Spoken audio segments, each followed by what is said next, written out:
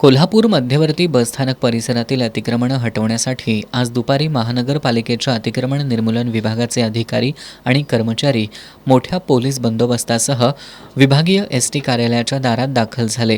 अतिक्रमण निर्मूलन पथकाच्या कर्मचाऱ्यांनी कारवाईला सुरुवात केली. कारवाईची माहिती मिळताच परिसरातील फेरीवाले आणि हातगाडीधारक मोठ्या संख्येनं एकत्र आले.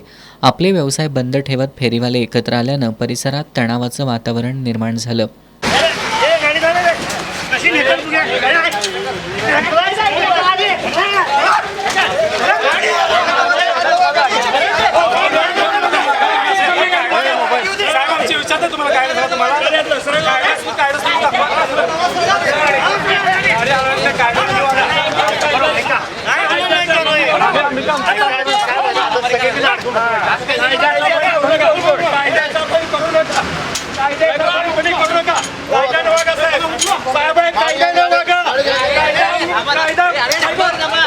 महानगरपालिकेच्या अतिक्रमण निर्मूलन पथकानं हातगाड्या आणि खोकी हटवण्याचा प्रयत्न करताच फेरीवाल्यांनी जोरदार विरोध केला.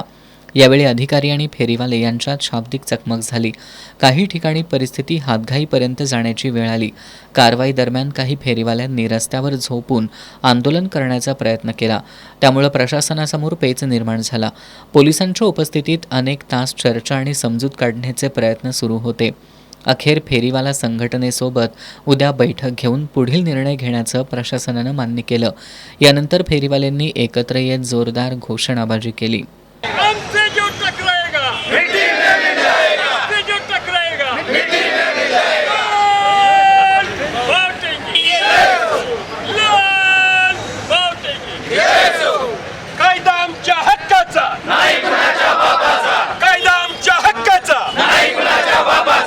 अखेर दिवसभराच्या या तणावपूर्ण घडामोडीनंतर महानगरपालिकेचं अतिक्रमण विरोधी पथक कोणतीही मोठी जप्ती किंवा हटाव कारवाई न करता रिकाम्या हातानं परतलं.